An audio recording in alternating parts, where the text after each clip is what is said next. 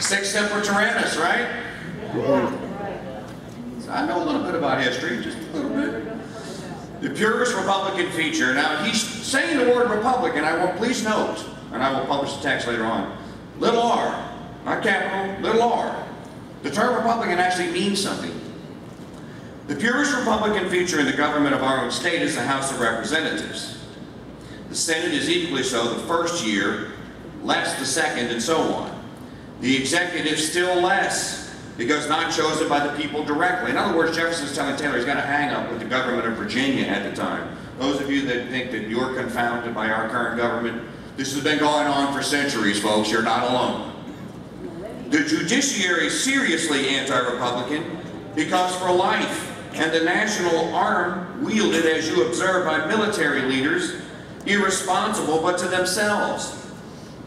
Add to this the vicious constitution of our county courts, to whom the justice, the executive administration, the taxation, police, military appointments of the country, and nearly all our daily concerns are confided, self-appointed, self-continued, holding their authorities for life, and with an impossibility of breaking in on the perpetual succession of any faction once possessed on the bench. In other words, once the judges start making laws up, you can't get rid of them because they're in there for life. This is a mistake. Did we replicate that mistake?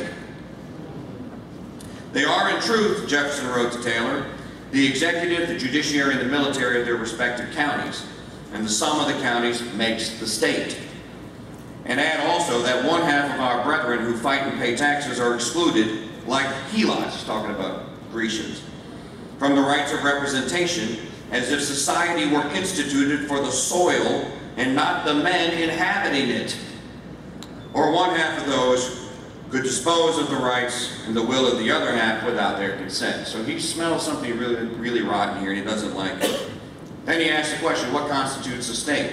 I bet you've never heard Thomas Jefferson poetry before, have you? He wrote a poem. It's pretty short. What constitutes a state? Not high-raised battlements or labored mound, thick wall or moated gate, not cities proud with spires and turrets crowned.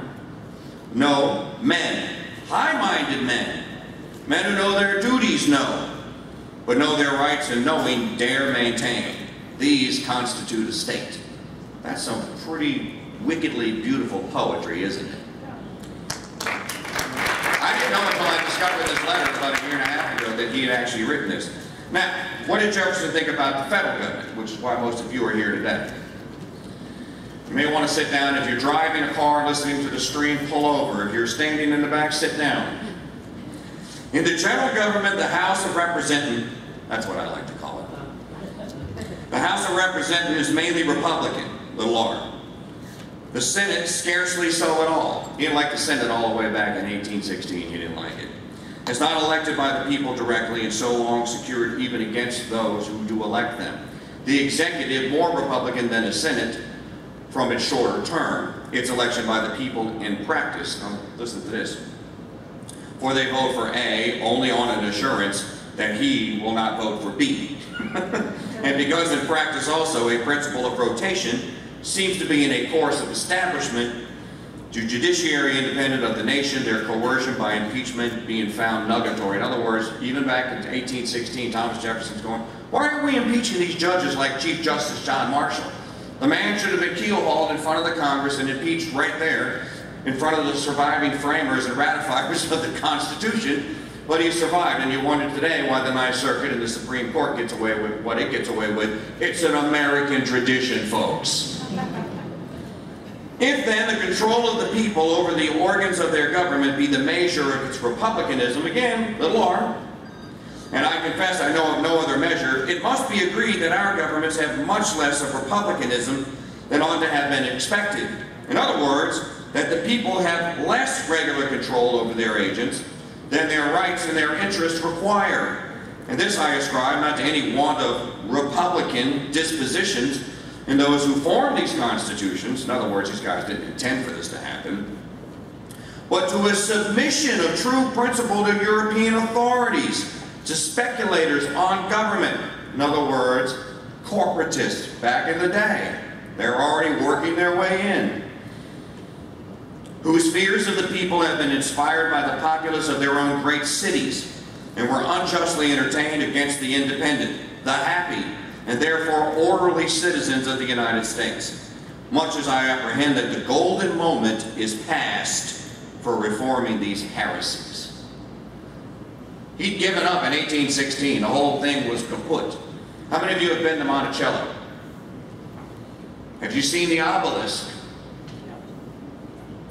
What's on it? No mention that he ever held a federal office. Did you notice that? Author of the Declaration of Independence, founder of the University of Virginia, author of the Virginia Statute on Religious Freedom. The man was president twice, vice president and secretary of state, not on the obelisk. So by 1816, Jefferson sees it's all going to hell in the proverbial handbasket. Although this was a handbasket that was made in the United States. Jefferson is telling Taylor that the corruption of the people was well underway and there was no way to put the genie back in the bottle, in other words. Oh, but folks, there is. Here's a challenge to you.